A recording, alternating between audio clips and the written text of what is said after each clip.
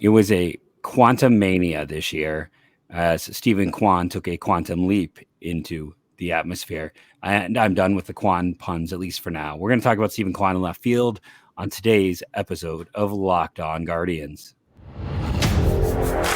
You are Locked On Guardians, your daily podcast on the Cleveland Guardians, part of the Locked On Podcast Network, your team every day.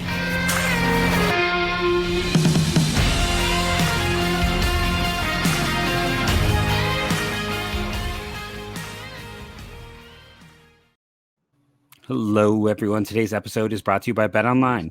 BetOnline has you covered this season with more props, odds, and lines than ever before. BetOnline, where the game starts. I want to take a second and thank you for making Locked On Guardians your first listen today and every day, wherever it is you get podcasts.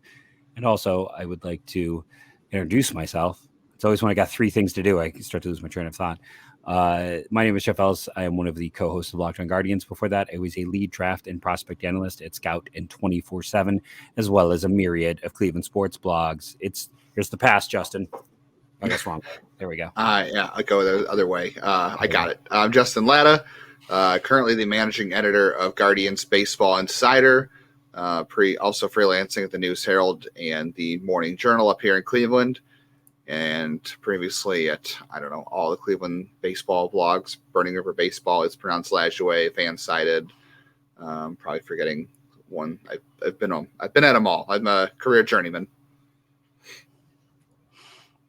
You are a Johnny Damon type. Right? I would take that. Many teams, we think about him at peak, being, quite the good player, but he was have bat will travel, that's for sure. So let's start. We've been doing this kind of past, present, and future. I almost feel like we should wait until December, just with the natural, Christmas Carol tie-in of the ghosts of past, present, and future. But we're doing it for this position. And let's be honest, the ghosts of player development with the Cleveland Guardians in the outfield is something. If you follow the show for any length of time, you've listened to me, I've talked about, since Manny Ramirez left, the number one outfielder that this team has since they drafted Ramirez, not since he left, just since he was drafted. Number one drafted and developed outfielder by Baseball Reference WAR is Luke Scott, who never played in the majors with Cleveland. Brian Church, who never played in the majors with Cleveland. Joe Nunley. Yep, he's 3. If you count Joe Inglet, because he was an outfielder at Nevada, he's 4. That's how bad this list is. Steven Kwan is already 5th after 1 year. It has been, and there was that period where this team drafted Naquin and Pappy and Zimmer and Frazier, and we're just drafting Quentin Holmes was their first pick. Nothing but outfielders with, let's be honest, nothing to show for it. Naquin probably actually is 5th now all time on that list. I think he's still got a slight advantage over Kwan. But overall, it has been rough. I remember getting very excited, Ben Francisco, he's going to be the answer. And we've been waiting for an answer at this position. So, of course, the answer ended up being the 6th round pick, who everyone kind of judged as too undersized, who had a massive breakout in 2021 and then followed it up with, wise beyond his years approach. And is Steven Kwan the 3rd most important hitter on this team going into next year? I'm debating between him and Andres Gimenez. Oh, who do you have higher? See, I have Gimenez and Jose at 1, 2. Well, obviously Jose is number 1. Yeah, I was saying between. So you're saying he could be 2 even? Gimenez. I'm saying 2 could be Gimenez or Kwan. I think. They're both important to the team next year. I just feel like there's more. I don't know. We talked about Gimenez and maybe some possible regression, maybe not, but I don't know. I feel pretty good about where Steven Kwan is headed. No, it was just from start to finish.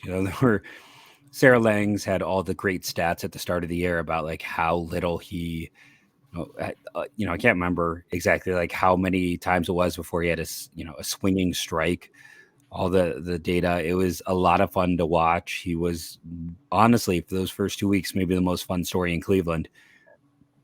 What are your kind of thoughts, takeaways? Obviously, he is the left field position for at least 5 more years. I think that's rather safe to say. I know some people want to move him to center field, but at the same time, you have such an elite talent there. Why go from elite to average? Yeah, I mean, I think there's no reason to move him over to center field. I mean, he played center field just fine in the minors. I definitely feel like I don't know. If you're that good in a corner like he is, I think he'll be fine in center field. Remember how Michael Brantley came up as a center fielder, and he eventually became a okay left fielder, and then he became less of an okay left fielder.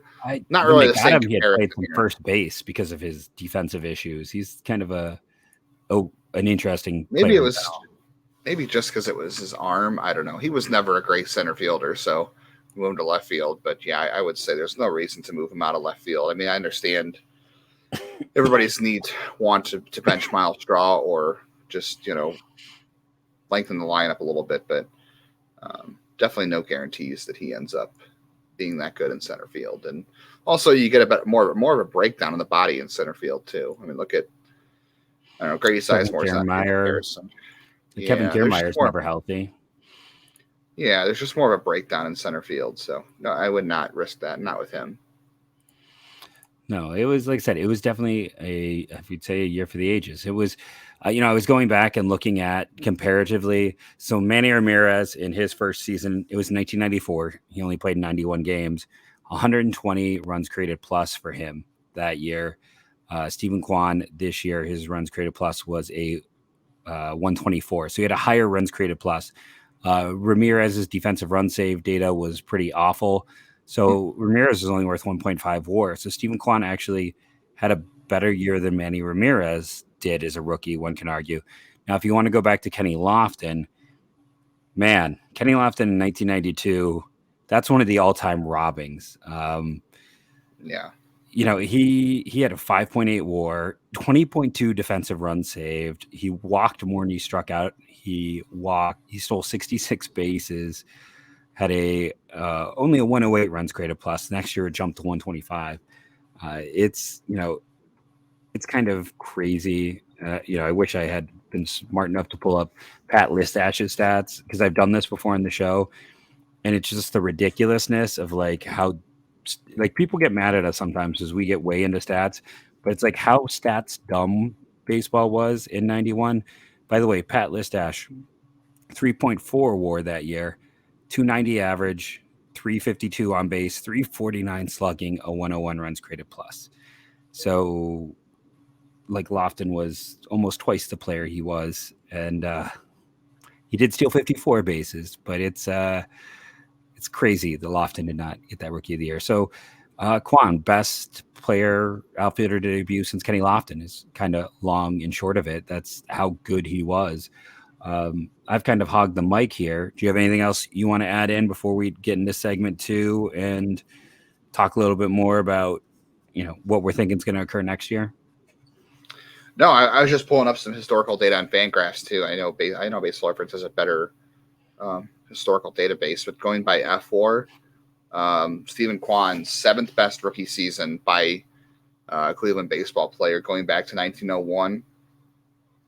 Ahead of him on the list are guys like Joe Sewell, Les Fleming, Hal Trosky. I'm going to get that right this time. Hal Trosky, Kenny Lofton, Al Rosen, and Joe Jackson. Guys he finished above: Larry Doby, somebody named Francisco Lindor, Earl Averill, Joe Harris, Ray Chapman, Jody Garrett. Ooh, that's a rough one. I believe I'm a Jody Garrett truther.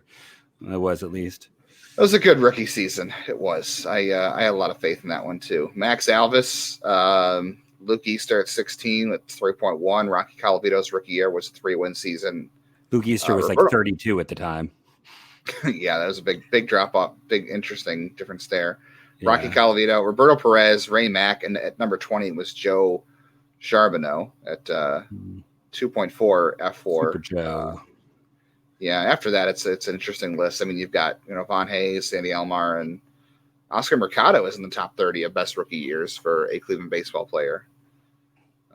Wayne Kirby at 30th at 2.1. So an eclectic list. Steven Kwan. You mentioned Albert Ballard. I know that first year was not full on, but I also don't think I heard his name, right? His rookie year is technically 89. So that's if you have RBI baseball too, like I do, just bragging a little here. He appeared in that game. So that was always like the fun thing that you could actually play as Joey Bell in that game. But he appeared in 62 games that year. I pulled it up. He was not very good in the game, but I mean, by the time I got that game was when the Cleveland was good. So I always had him start because I mean Cleveland was terrible in that game anyways. But he had in 89, in 60, in 234 games, 0.1 WAR. And then 90, he barely plays. Yeah. Or 234 plate appearances. You're right. I think I said games. 62 games. But yeah, it's interesting. And then you even go back like 91, 92, he's average. And then 93 at 26. Like it took, again, this is just developmental curves are different for everyone. Even Albert Bell took like a good 5 years to get started. Yeah, that just tells you player development is never linear, but didn't see this coming from Steven Kwan for sure. I mean, even people who were excited about him and excited about his breakout last year, and I was, no way you could have predicted this. And I don't know, it's a quick meteoric jump. He went from, I remember in 2019, he was kind of a fourth, fifth outfielder type in Lynchburg. He was in high A, he skipped low A, and just a guy who put a lot of bat on the ball, played some good defense, could run a little bit, had some injury issues with the hamstring that were concerning. Not much of an arm. Just kind of felt like that's a fourth or fifth outfielder type, like a Tyler Holt, like that's what it kind of felt like. And then in the span of 2 years, he really transformed himself and really. That is Tyler Holt, arguably greatest 10th round draft pick in Guardians history to you. That's right.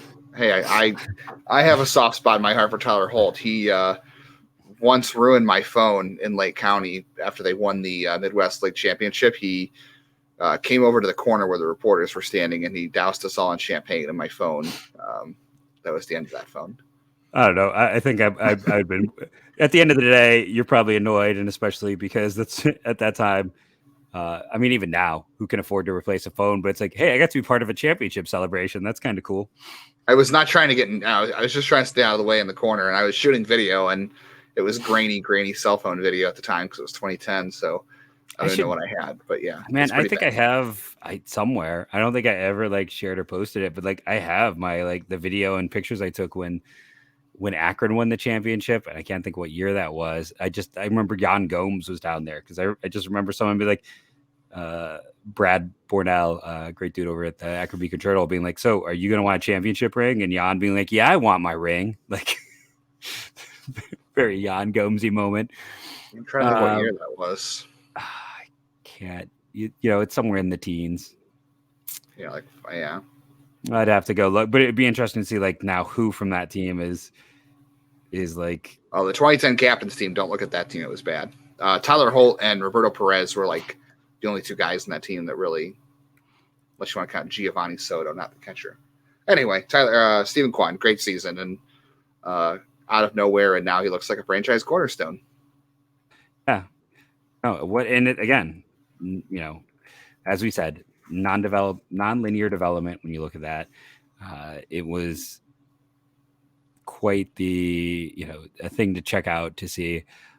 Is he going to be the best player from his college team? It was him and Nick Madrigal, right? We're in that lineup together. Well, he was wasn't he the same draft as Adley Rushman? Yeah, you're right. Okay, never mind. Adley Rushman's probably going to get him, but hey, they debuted the same year, and they're probably going to finish in some order of Rookie of the Year, which is cool. Yeah. No, so if you're curious, that championship team for the Rubber Ducks was 2016. So good year for Jan Gomes. Yeah. Made it back. Yeah. Yandy Diaz, Greg Allen, Eric Haas, Percy Gardner, Julian Merriweather, Sean Morimondo, who you and I were talking about stats from Korea about just the other day, Bradley Zimmer, Cole Solster, Craig Stamen, Eric Stamets. So yeah, actually quite a few future major leaguers. I guess maybe I should go dig out those videos and see what I have fun in them. But let's take our break. Let's take our break and come back and kind of I think you and I want to settle into some comps on Steven Kwan and then maybe talk some prospects in segment 3. We spent, I don't know, what time is it now? We spent a good 30 to 40 minutes digging up comps. So you're going to want to stick around for that on today's Locked On Guardians. And, listen, these sponsors are our lifeblood. They keep us going. By now, you should know, if you're listening from the start, that our sponsor today, let me get the banner up, are our good friends over at Bet Online. And I've talked about this before as well. Listen, even if you don't know about lines and points and all of that stuff, Bet Online's a great resource. If you want to find out who's going to go first, if you want to see just what the odds are of what players signing in free agency, there's so many great resources, even if the betting part of it isn't the part for you. You can go there and, like I said, you'll see the odds of where players are going to land. That's all based on, the information that goes on the inside. If you want to be an insider, head over to Bet Online, check it out for yourself. It is sorry, everyone. I had a massive Zoom issue there. BetOnline is your number one source for football betting and the start of the new basketball season. Head to the website today or use your mobile device to learn more. Be an insider. Go to betonline.com. BetOnline, where the game starts. Okay. Now that we are back, so we had a hard time. Let's just be honest. Comps are hard because he is... Like, I pulled up the all-time strikeout list, and his strikeout percentage this past year put him around players from a long time ago. Like, his strikeout percentage is so low, and then you try to find a match with his walk percentage, because for a long time, walks weren't a bad thing, but they weren't a good thing. So players weren't encouraged to walk. And it is hard to find good comparisons. We had different approaches. Like, I went through batting champions, which made me realize that Freddie Sanchez had been a batting champion, and just kind of blew my mind for a second. I know you were looking at walk percentages and some of the swinging strike stuff. Do you want to lead us off since I hogged the mic in segment one? Yeah, that's fine. It's a tough one to really come back with. I mean, just some of the names you went back and did more historical than I did, because I don't know. I feel like comparing these eras are tough, but because the baseball is so different from now than it was even 10 years ago. So when I'm filtering through things on stats and just looking at different kind of numbers and comparisons, I usually go back to 2010. That's about as far as I go back, because before that, baseball was such a different game and compared to now. So it's almost not fair, I feel like, to compare that kind of stuff. But Kwan, I think, requires it because he's a different player. He's done a lot of different things that don't really compute with the last 10 or 12 years of baseball. So you do have to almost go back to different eras to look at him. So even not going back that far, I mean, we talked about Kenny Lofton as one in the 90s.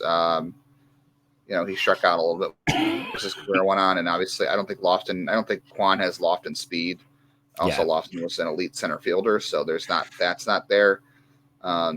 Better athlete. Kwan runs well. I know people who are going to get mad. They'll be like, hey, Kwan runs well. He does run well. But Kenny flipping Lofton was 70, 80 grade. It's Kwan's a 60. I think he's a plus runner, 55 maybe. But I think he's smart, so he's closer to a 60 runner. But he's not Lofton. He's not that 70 grade guy. No, for sure. That the run's not there, and also Lofton was, we said, elite center fielder, and Lofton was also a two-sport athlete too. Remember that, so that's why. Yeah, point guard at Arizona. I'm going to get in trouble for not knowing which zona. No, you're right. It's Arizona. Okay. Yeah, he was a point guard first. He was a basketball player. I mean, he only started. Didn't he not play baseball until he got to college? Wasn't it one of those crazy stories? He had not really played. He didn't play any high school or something. It was just.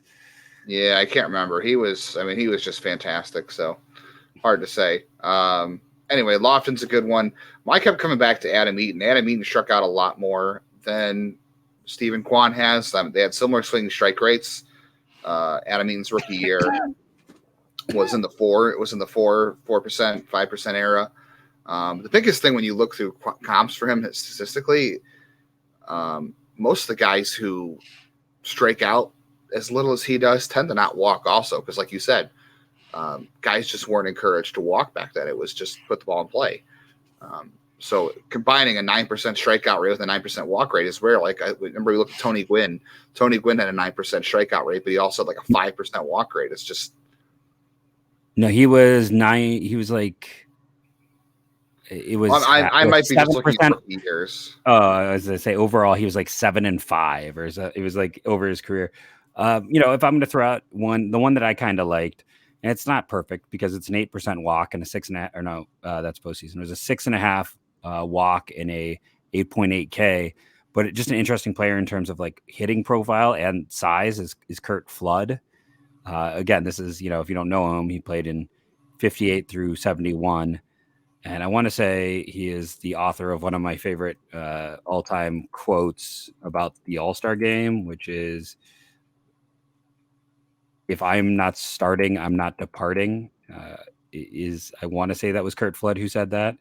Now I want to make sure I better go and check that out. Now, he was also a center fielder. He was not a corner guy, but just in terms of like runs created plus. In that era and some of the other things, not high walk rates, strong defense stuff. And again, they're both 5'9". Kwan's a little bit bigger, honestly, but I liked, throwing one out there. He passed away in 1997, so he wasn't even alive in your window of play. Final year was 1971, but when I was just kind of digging into some guys, that was a fun one that popped. And then a non-positional comp, Bill Mueller, who was with Boston and San Francisco, has some interesting data. Second and third baseman with Boston, I want to say. But he had like the 11% walk, 11% K rate, and similar offensive profile. So that was one of the guys I dug up. And then Johnny Damon was kind of a common comparison point, I feel like. Yeah, Johnny Damon was a good one. Johnny Damon had a lot more power in his career. I don't know if Kwan will ever approach his power, and he's got a very low launch angle. People keep telling me he's going to grow into power. I just like his swing is specifically not set for power. I think he will. I mean, you saw it in the second. Let's be real. Okay. Power. He's going to grow into power for his frame. He's not going to grow into power in what we say traditionally. He had 6 home runs this year. I think we're talking about a guy who, I think in a good year, he has, at peak, we're talking 11, 15. 12. See, okay. I'm thinking 15 is like the high end for him. Yeah, 11, 12 in a good year is what I would think for him. But I got people telling me he's going to get to 20, and I'm like, I don't see that occurring. Well, because everybody looks at Jose Ramirez and him doing that. But Jose Ramirez has that, he's got a violent swing. Kwan's is like, that's the thing. Like, I think Kwan might have had the lowest launch angle of any hitter on the team this year. Yeah, and Jose grew into that too very quickly, actually, after his rookie year. But, and maybe Kwan will too at the same time. Kwan, I mean, the similarity is probably this. It's probably that where Jose learned to hit for power was that he could pull balls. Well, yeah, Juan Uribe, but he could pull. The story is that people say. Go ahead. Sorry.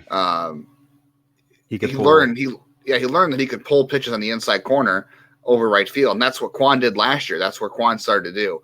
I don't know that he's ever going to be that kind of player, but we'll see. I would think 15 still. And people were like, oh, well, Jose never projected for power. Lindor never projected for power. And I wanted to say that the ball had something to do with that early on for them, but obviously Jose has kept it up over the years. And Lindor had that prodigious power display at Safeco Field, which made the Mariners almost draft him. Like, that was one of those great, like, there was a lot of talk about just, how well he hit, that they were really considering him. And then they ended up, Danny Holtzen, another cursed Virginia guy, but like, he had shown it in batting practice. I mean, no one expected 40. Anyone who says he was going to go for 40 is nutso. And I'm looking, Steven Kwan's launch angle, I'm wrong. Just, since people say I sometimes give myself too much credit, his launch angle was slightly higher than Andres Jimenez's this year. It's higher than Josh Naylor's, Owen Miller's. Lowest launch angle on the team of an everyday player was Ahmed Rosario. Second lowest, Oscar Gonzalez. That doesn't shock me. That doesn't shock me either for any of that. So just to give that. So yeah, I was wrong. That leads me to believe, maybe 15 can happen. 11.8 isn't bad. For some reason, I thought his launch angle was much, much lower. Now, he doesn't barrel things and his exit velocities are poor. So he's not really hitting like bottom 3%, bottom 1% in those things. For everything he does well, he does not make hard contact. Yeah. So if he can start barreling it, like I don't know if it's something about his swing, but he only had 7 barrels this entire year. He's bottom 1% of the league in barrel percentage. So if he starts barreling, that's the funny thing. Like he had this great year, and he actually was not hitting the good part of the bat most of the year. Yeah, I would say some other comps too. I came up with was Adam Eaton of the White Sox. I know not a lot of people always like him, but a guy who had 15 home runs, would steal 15 bases, had a 6-win season in 2016. He hit 14 homers, stole 14 bases, struck out more than Kwan does, walked at a similar rate, and a fantastic defender who I think, did he play a lot of center field for them? Did he play left field? I think it was more left field. I could be wrong. I'll pull that up. I got my Fangraphs page. No, 2016 he was a right fielder. Sorry. I don't know what the positional trans. Yeah, I don't. Yeah, he was never a long-term center fielder. He did not play. He had 2 seasons where he played center field quite a bit, and one year he was good. The next year he was not so good. So I guess the jury's out on that. And that's the Lucas Giolito, Ronaldo Lopez, Dane Dunning deal from Washington. Yeah. Other comps I liked a lot less for Steven Kwan, but I think that makes sense. Are Denard Span. Thought that was a good one. Denard Span had a pretty nice career. 347 career on base. Had a couple of 4 and 3 win seasons, but didn't have a rookie year like Steven Kwan. And then Brett Gardner, I think, has been a comp, but I think Brett Gardner struck out a lot more because he took a lot of called third strikes, and he ended up hitting. Brett Gardner ended up being a 2020 guy. I don't know how much of that had to do with Yankee Stadium, but he ended up being a 2020 guy some years, and he played some really good defense. So I don't think Kwan will ever strike out as much as Brett Gardner did, because Brett Gardner got into the 17s and the 20s. That's what makes it so hard. It's like I was looking up like AJ Pollock, David Peralta. It's like all those guys strike out more than you expect. Right. Yeah. That's like I said, it's the hard part, because all the guys that you look statistically at. Oh, go ahead. All the guys you look up statistically that struck out as little as Kwan also walked very infrequently. It's just guys put the ball in play. They didn't strike out. They also didn't walk. Kwan doesn't strike out, but he also walks. So it's a very unique profile. Was a name I went and looked up, and it's like, oh, his walk and strikeout percentage was 5%. So it's like it doesn't work. And obviously a different speed thing, but yeah, he's we often obsess about the unicorns like Oscar Gonzalez and Tristan McKenzie and Daniel Espino, who are kind of physical freaks. Steven Kwan might be a unicorn as well. Yeah. So why don't we take our next break here? We can come back and talk about potential left fielders. We're not going to get into all of them because we want to save a few guys to talk about for right field. Maybe looking at the outfielders who have the weaker arms, as we're discussing prospect-wise in today's system. So stick around for segment 3. You want that deep prospect nerd talk? It's coming your way on today's Locked On Guardians.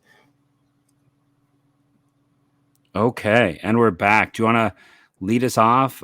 We actually we've had so many talks beforehand. We didn't actually talk about which outfielders we were going to talk about. So I'm kind of excited to see which way you lean. Who do you want to start discussing? Well, I think it's pretty clear that left field is settled, right? Like there's no reason to think of that. You have to worry about Kwan. I think we have future left fielders in the minors for sure that could play there, but I mean, they'll have to move. I mean, I would assume you're just set on Kwan for the next several years. So we didn't talk about contract either. Oh, he could be a guy. Should we do why don't we do contract and then maybe do like one deep sleeper? Like who could be the heir apparent if something happens? Like who is the guy who could be, a backup, they do a short, long development. Like they were pushing pitchers all the way up, but hey, Logan Allen's still not going to be added before he needs to be added to the 40-man in spite of like that rushed move. So it's kind of interesting to see how they've done it. So no one moves super, super quick. So let's talk contract. We talked about before, we think it makes a lot of sense to consider an extension with him. And it is interesting that players aren't taking as many extensions anymore as they used to, unless they play for the Atlanta Braves, in which case they will take a terrible extension. But do you want to lead off? We got the 2 candidates, I think, for extension talk? There's a couple. I mean, first off, where does Kwan rank on your off-season priority for extensions? I mean, let's assume Shane Bieber is not a possibility, because I think we know that's kind of that ship has sailed. So where does Kwan rank on your priority to get extensions done going into this offseason? Third, because you have a little more time with him. You know, it's McKenzie and Jimenez are 1-2. Probably in that order for me. And then next up is Kwan. I would agree, because Jimenez is going to hit ARB next year, and with Bieber's impending free agency, and when McKenzie will hit ARB, I think you want to get somebody locked up. So I agree. 3. The contracts, the first one you brought up a couple days ago, I think makes a lot of sense for the current prices, and I know it's a bad contract because it's a Brave, but this is not. I don't know if it's a bad contract. I don't think it's that bad of a contract. Michael Harris got 8 years, $72 million, so an average of 9 per, with 2 club options at age 30, 31. Which I think is important. A little bit older. Just to interrupt you again, because if you look at the Class A and Straw extensions, both of those had 2 extensions, team option years at the end, much like Harris's, which is the other reason to kind of like that comp, because that's also how Cleveland set up their extensions last year. Yeah. Michael Brantley was another interesting one. I don't think that's going to happen, just because Brantley hadn't signed that contract when he was like a little bit younger, and he was coming off of, I mean, his last 3 years before he signed that contract, if you combine those wars, they don't equal what Kwan did this past year. He just hadn't been that good. I mean, he had a massive breakout at age 27. Before that, he had been kind of an average player, and Cleveland got him at the right time, because in 2014, that was the year he won Silver Slugger, was 2014. So they got him that deal in spring training, or right before the opening day. Yeah. So they caught him at the exact right time. So I don't think you'll get. Yeah. Yeah. The other one is Kevin Kiermaier, who got 6 years, 53, got a club option at the end as well for this year, actually coming up. So probably, I don't know, I think 6 years would be good for Kwan, but I think they're going to want 7, because he's 24. So you're going to want some security for him going into his 30s. So I would probably say like something like, I don't know, 7 and 70, maybe 7 and 60. Harris was what, 82? Yeah, he also signed that at age 22, so he could hit free agency at age 30. That's where I'm kind of like, I almost feel like it's 7 at 75 or 7 at 77. Like, because those last few years you're gonna end up probably having to offer like the last option year is probably going to be between 15 to 18. The second one is probably like 12 to 15, and then you're immediately paying him a little bit. He gets like a signing bonus or something off the start, because I that's something I should pull up. He was not a big bonus guy for sure, so I could see the advantage of it for him is getting the signing. Yeah, he got, I mean, $700K is, don't get me wrong, as a teacher that would take me to 10 plus years, to get there, approaching 15 years. So it's a solid chunk of change, but he hasn't had that life-changing kind of payday yet. So there's something where you could probably look at something like, I don't know, like I said, 775 strikes me, where like $5 million signing bonus, and then the rest is kind of like that average of 10 million per year for 7 years, which for his production is a steal. Yeah. So I would say third priority, we're talking something in the sevens and in the 60 to 70 range for sure. Left field, as far as future, I mean, we've seen Richie Palacios out there a little bit. That seems to be where his future lies, but I don't know if he has a future here given his age. He's actually older than Steven Kwan. Yeah. And I'd imagine he'll probably end up getting moved, to be honest with you. There's not a lot of guys in the system I feel like profile as left fielders necessarily, just because kind of of their surprised. arm. I thought there was. I expected this to be the chance to talk about Churio, maybe. Well, it's hard to say. We haven't really seen him outside of like some random videos. Yeah. A lot of people think he can play center so far. We'll find out next year, hopefully, or the next 2 years. maybe some of the guys from this year's draft, like a Joe Lampe or a guy Lipscomb, I think, potentially could be left fielders. Nate Furman, if you ever want to move him to the outfield, I don't know. He could be a guy that DeLauder as well. Yeah, it could be. Yeah, I don't know how's DeLauder's arm. Like, does it play better in right field?